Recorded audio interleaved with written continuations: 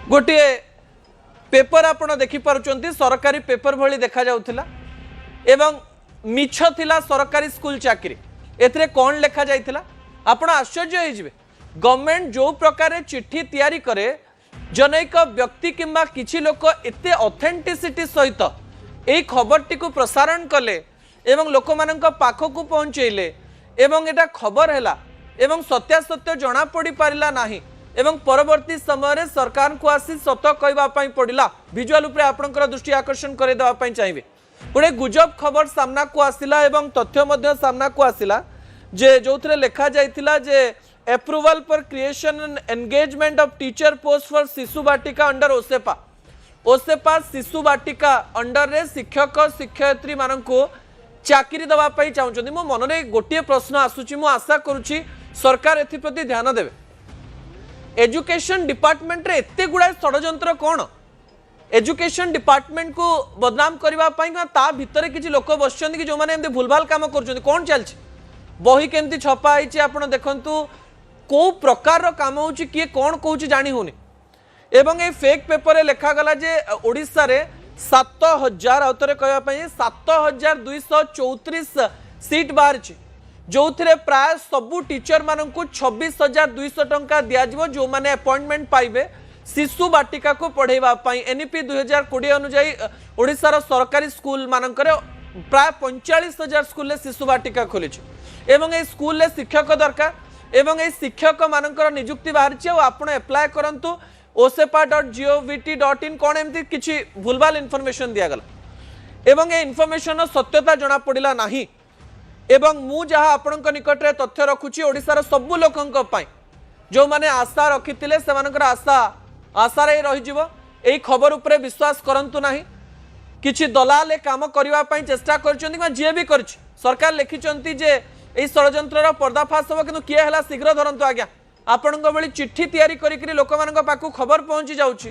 जोडा गोटे बहुत बड़ एवं गुरुत्वपूर्ण खबर चाकरी पई जेतेबेला हाहाकार अछि किछि दलाल मातिचंती इंटरनेट रे विभिन्न वेबसाइट तैयारी करूचंती चाकरी दबा ना रे लुटुचंती मु आपन को एठी कहि दबा पई चाहिबी एमती कोनोसी चाकरी बाहरी नाही आउ थरे कहि रखिबी शिशु बाटिका पई कोनोसी चाकरी बाहरी नाही। सरकारकर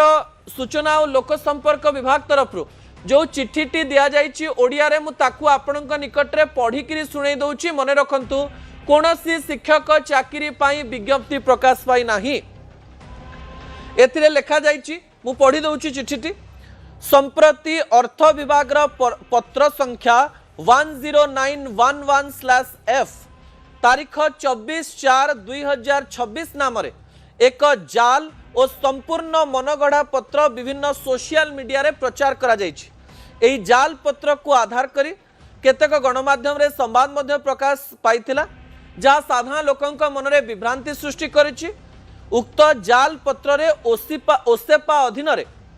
7,234 शिशु बाटिका शिक्षक पदवी सृष्टि और निजुक्ति सहित प्रति शिक्षक को मासिक 26,000 प्रदान पर अर्थ विभाग अनुमोदन करथिबा भली मिथ्या दाबी करा जाइछि।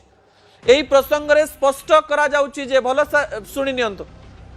स्पष्ट करा जाइछि जे उक्त पत्रटी संपूर्ण जाल मनगढ़ा एवं अनधिकृत अर्थ विभाग द्वारा एपरी कोनोसी प्रस्ताव अनुमोदन करा जाई नाही। 7,234 शिशु बाटिका शिक्षक पदवी सृष्टि किंबा निजुक्ति संपर्क में उक्त पत्र माध्यम रे कोनोसी सरकारी अनुमोदन प्रदान करा जाई नाही। पत्र एथिबा दस्तखत पत्र संख्या विषय वस्तु अनुमोदन संपूर्ण मिथ्या अटे एवं सरकारी अभिलेख रे यार कोनोसी आधार नाही। जाल सरकारी पत्र प्रस्तुत करी प्रचार करबा एक गुरुतर अपराध। ए घटना संपर्क में उपयुक्त आईनगत पदक्षेप ग्रहण पर संपृक्त कर्तृपक्षों दृष्टि को अवगत करा जाइछि। राज्य सरकार साधारण जनता और गणमाध्यम को अनुरोध करुचंती सोशल मीडिया रे प्रचारित कोनोसी सरकारी पत्र को जांच बिना विश्वास किंबा प्रचार करंतु नाही। सरकारी विज्ञप्ति प्रकाश पाइले आपण जानिबे गुरुत्वपूर्ण खबर। मु आशा करी जो